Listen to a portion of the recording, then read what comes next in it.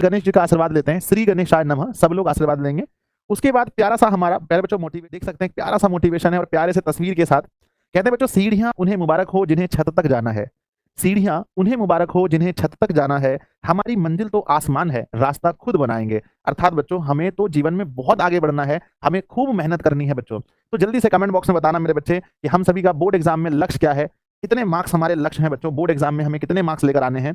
तो मेरे बच्चे हमारा जो 2026 में बोर्ड एग्जाम होने वाला है उसमें हमारा लक्ष्य यह है गुरुजी कि मिनिमम 450 प्लस अंक लेकर के आना है। और प्यारे बच्चों इसकी शुरुआत, इसकी मेहनत की शुरुआत हम लोगों ने अभी कर दी है, ठीक है ना बच्चों। आगे बढ़ते हैं। सबसे पहले इस बैच में जो लोग जुड़े होंगे, बहुत बहुत बधाई हो कि आप लोग जुड़े हैं। अभी से लेकर जो भी आपको इस बैच के अंदर मिलेगा, चाहे नोट्स हो चाहे अगली क्लासेस हो, सब कुछ आपको इस बैच के अंदर मिलेगा बच्चों। इस क्लास के बाद जो इस चैप्टर की अगली क्लास होगी वो कहाँ होने वाली है, एक बार कमेंट बॉक्स में बताना कि नेक्स्ट क्लास कहाँ होने वाला है। सब लोग कमेंट करना है एक बार मेरे बच्चे, अगले क्लास कहाँ पर होने वाला है, नेक्स्ट क्लास। तो नेक्स्ट क्लास अपने ऐप के अंदर होने वाला है बच्चों। कहाँ होने वाला है? ऐप के अंदर हमारा नेक्स्ट क्लास होने वाला है, आपको याद होना चाहिए। आइए बच्चों हम लोग शुरू करते हैं चैप्टर को, मानव नृत्य। अगर आप ऊपर से देखेंगे किसी भी इंसान का, तो मेरे बच्चे आपको यही आंख दिखेगा, बोलो हाँ या ना।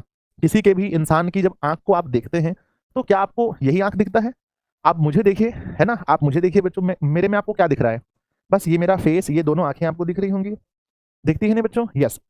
तो सबसे पहले हम बात करते हैं कि हमारी बच्चों कितनी ज्ञानेंद्रियां हैं जहां से हम ज्ञान प्राप्त करते हैं। एक बार मुझे बताओ कि मानव की, मेरे बच्चे, कितनी ज्ञानेंद्रियां हैं?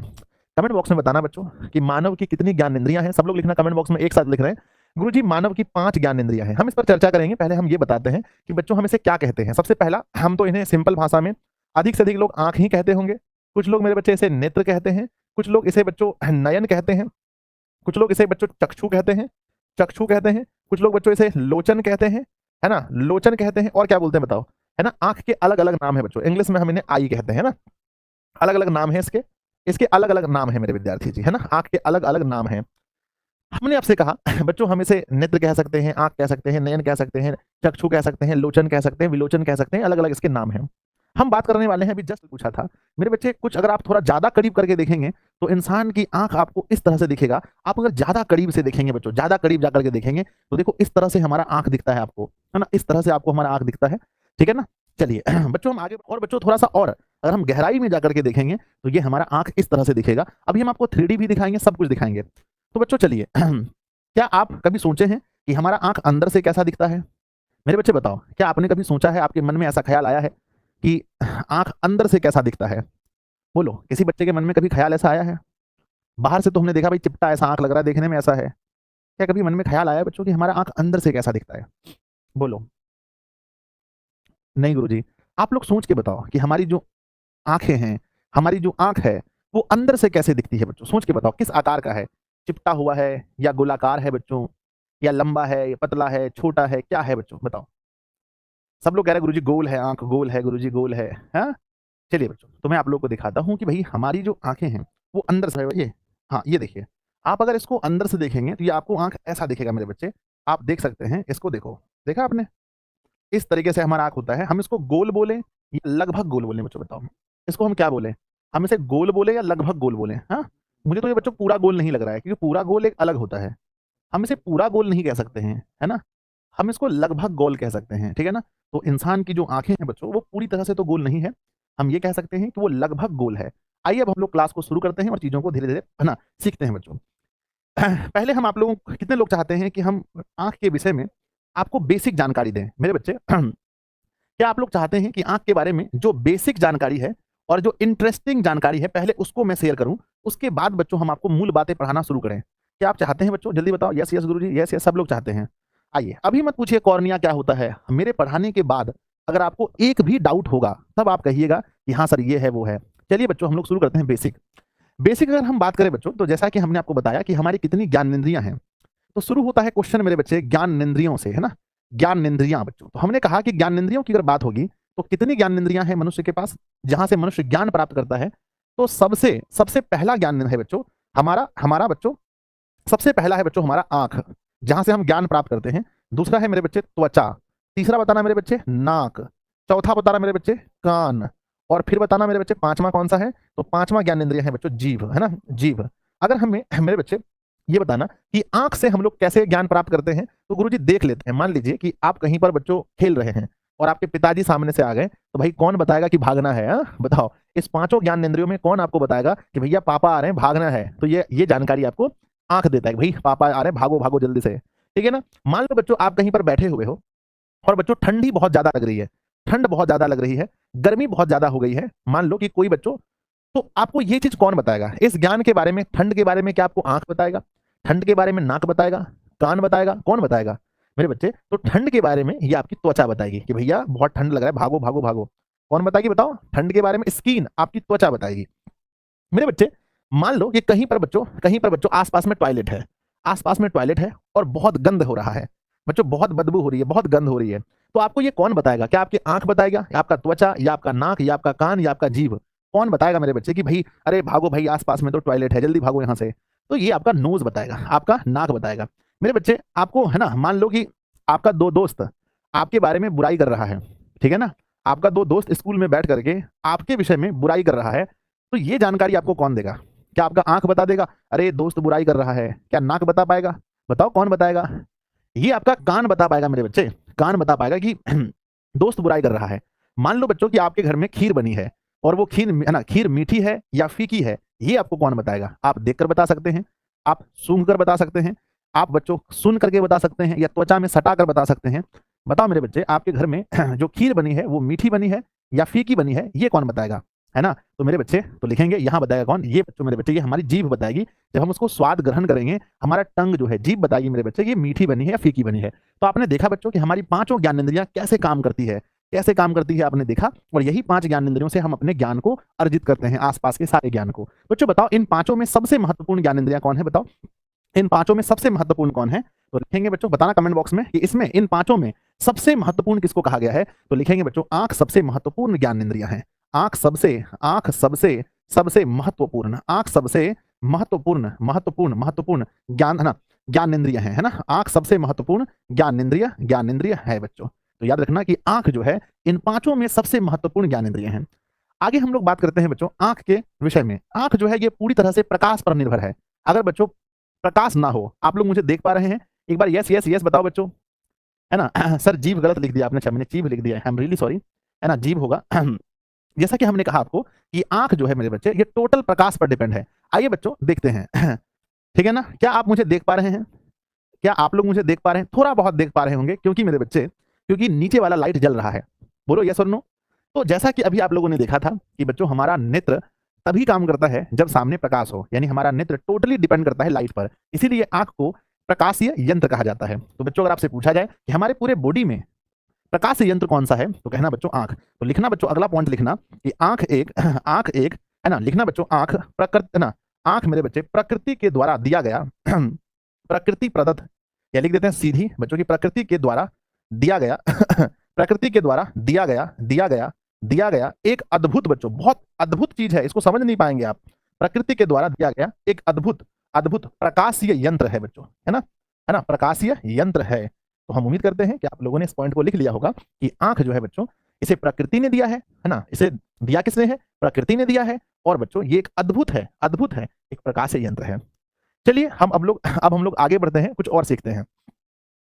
हो गया यहां तक, है ना बच्चों? प्रकाशीय यंत्र है, अद्भुत है। चलिए अब हम बात करते हैं कि हमारी जो शरीर की बनावट है बच्चों, इस पूरे शरीर में सबसे जटिल भगवान ने क्या बनाया बताओ। एक बच्चा कॉर्निया पूछ रहा है, भगवान ने भी पढ़ाई शुरू की हो बालक, रुक जाओ। मैं पूछ रहा हूं कि इंसान के शरीर में सबसे जटिल भगवान ने क्या बनाया बताओ, सबसे जटिल, जल्दी बताओ फटाफट से।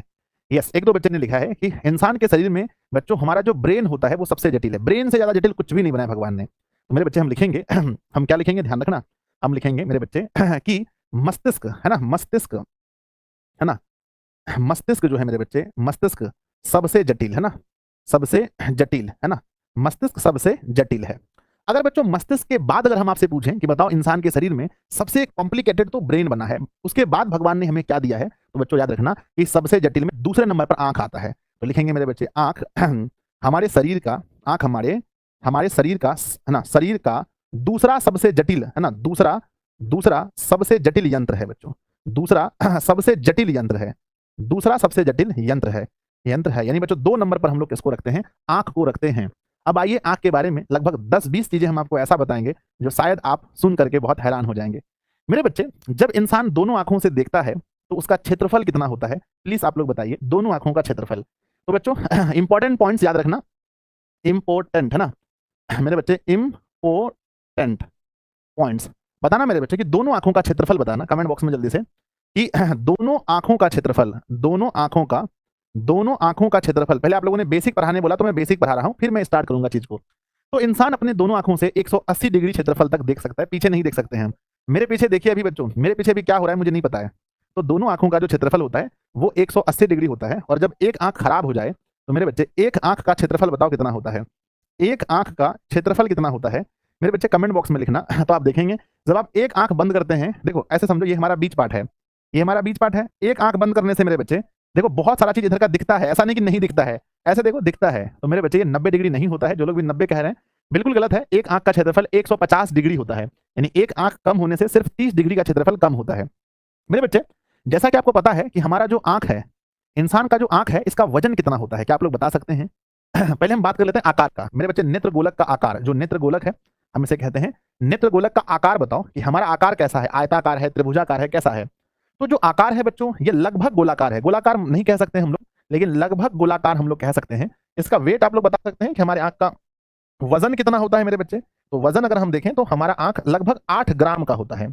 हमारा आंख लगभग 8 ग्राम का होता है। और आपको पता होगा कि हमारे शरीर में एकमात्र ऐसा यंत्र है जो बचपन से लेकर बड़ा होने तक इसके साइज में कोई भी प्रभाव नहीं पड़ता है। क्या आप लोग ये जानते हैं बच्चों? बताओ यस और नो, कि हमारे शरीर का वह कौन सा अंग है जो बचपन से लेकर बुढ़ापे तक सेम साइज का होता है?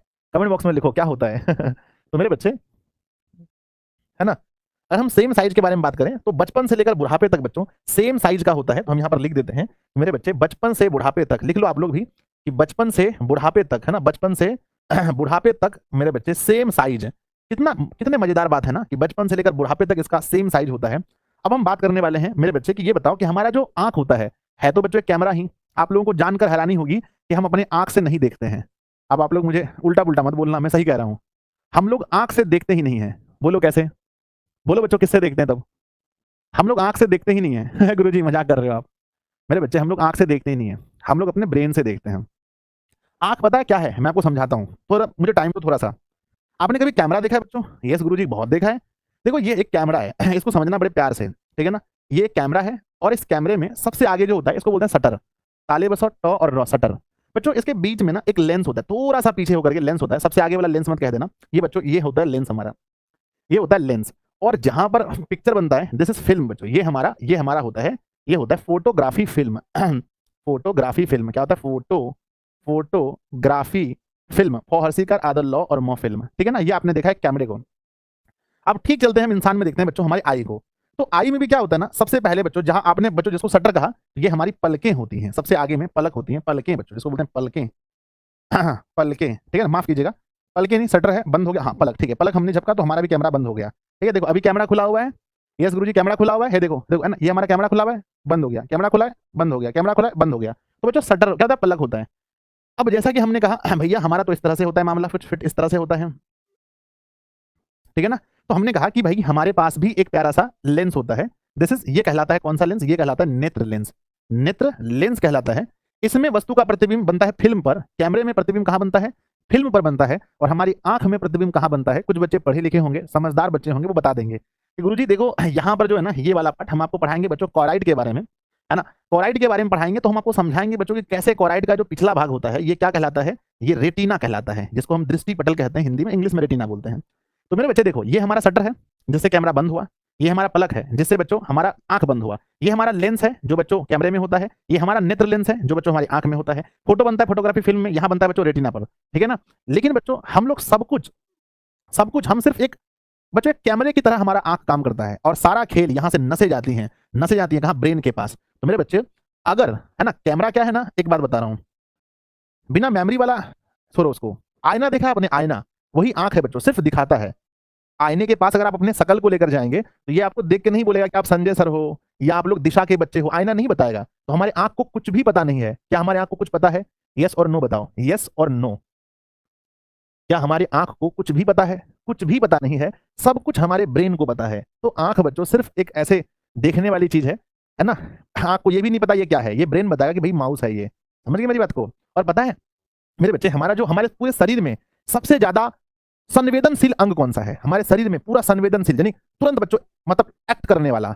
जैसे आप त्वचा को छुओगे तो थोड़ा टाइम लेगा, लेकिन बच्चों आंख पर कुछ फेंक के देखना, 100 में से 99 बार मेरे बच्चे आंख आपके जो भी चीज आप फेंकेंगे उसके आने से पहले ये मेरे बच्चे क्या हो जाएगा? बंद हो जाएगा।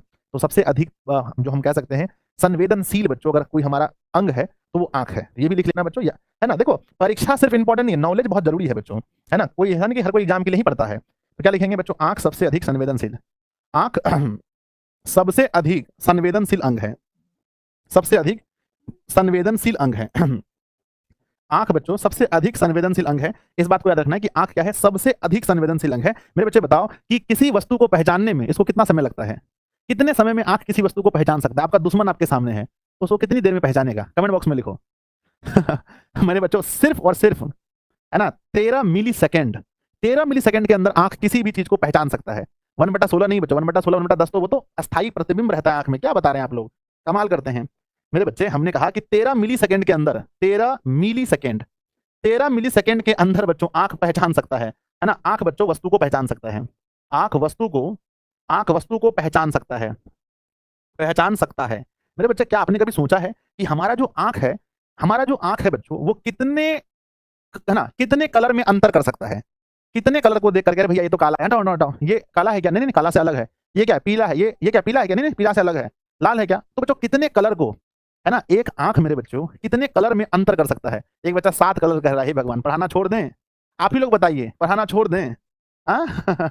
मेरे बच्चे 10 लाख, एक दो नहीं, ह्यूमन आई, मानव नेत्र 10 लाख कलर में अंतर कर सकता है। 10 लाख बच्चों, कहीं कहीं जगह तो आप देखेंगे पढ़ करके तो बच्चों 10 मिलियन भी लिखा रहता है, यानी 1 करोड़, लेकिन मैं उतना नहीं पकड़ता हूं। 10 लाख कलर में आंख अंतर कर सकता है। क्या समझ के रखे हैं जी? अद्भुत हम क्यों बोल दिए? क्यों अद्भुत बोल दिए? तो मेरे बच्चे आंख जो है 10 लाख कलर में अंतर कर सकता है। आंख मेरे बच्चे, आंख 10 लाख रंगों में अंतर कर सकता है, अंतर कर सकता है, अंतर कर सकता है। अब मेरे बच्चे उस बात को बता दीजिए जिसका बच्चों आप लोग के पास कौन सा मोबाइल है और कितने मेगापिक्सल का है? बच्चों बताइए, कौन सा आपके पास मोबाइल है और उसका कैमरा कितना मेगापिक्सल का है? देखिए हम तो उतना नॉलेज नहीं रखते हैं, लेकिन माना जाता है बच्चों कि इसका कैमरा बहुत बढ़िया है।